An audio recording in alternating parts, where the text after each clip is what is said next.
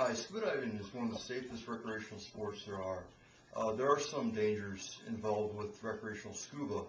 However, with proper education and training, we can mitigate these dangers.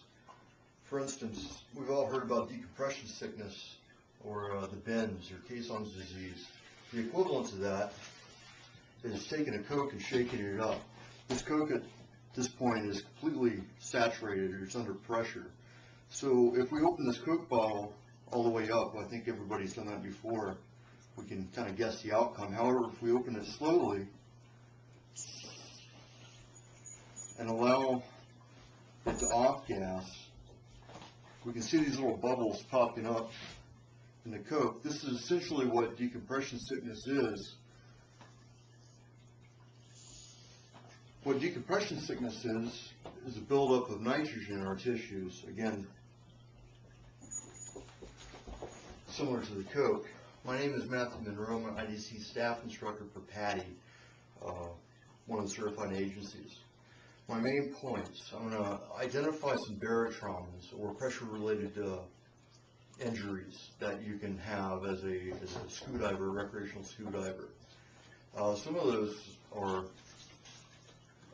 squeeze. You can get mass squeeze, or actually any type of, you can get squeezes any place that's dead airspace, sinus cavities, underneath fillings, any place. The other things are, again, we go back to decompression sicknesses, which I'm actually going to concentrate on.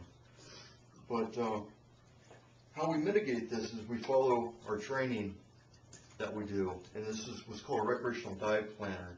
This is put out through PADI, and you get it, through your course. And this allows us to judge how much time we can spend at a given depth. These time limits are in black.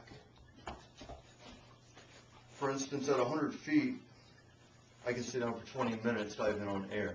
Again, air is made up of pretty much two ingredients, nitrogen and oxygen, with 1% inert gas, which we don't even concentrate on. The inert gas that we do concentrate on is, again, nitrogen. What happens is, right now your body is sitting at atmospheric pressure 14.7 psi per square inch. Its psi is pressure per square inch. You have 14.7 psi pushing in on all directions of your body. Your body, at that point, breathes in your oxygen and breathes in your nitrogen. Your nitrogen is not used, so what it does is it stores up in your tissues all throughout your body. At depth, we create more pressure, and what the pressure does is it compacts that nitrogen into the different tissues, without making this too technical, and it allows us to take on more nitrogen. So what this recreational dive planner is having to say is that 20 minutes at 100 feet, I've become saturated again. Or after 20 minutes at 100 feet, I've become saturated again, which means my body can no longer take on any more nitrogen than it can at this point in time. So as I come up out of the water column, the pressure's lessening. To give you an example of how much of a pressure difference there is, right now, again, we're at 1 atmosphere, which is 14.7 psi.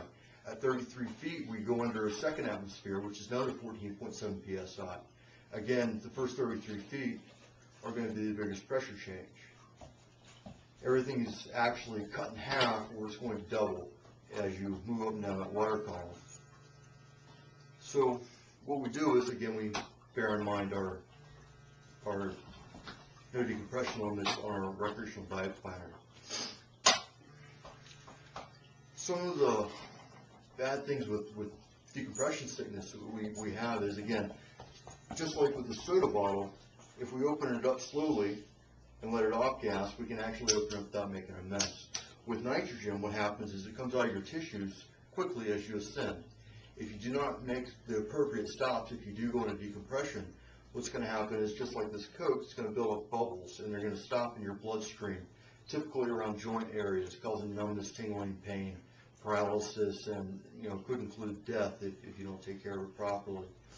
So again, scuba diving is one of the safest recreational sports out there, assuming we dive with our actual tables in mind and with our proper training. Thank you.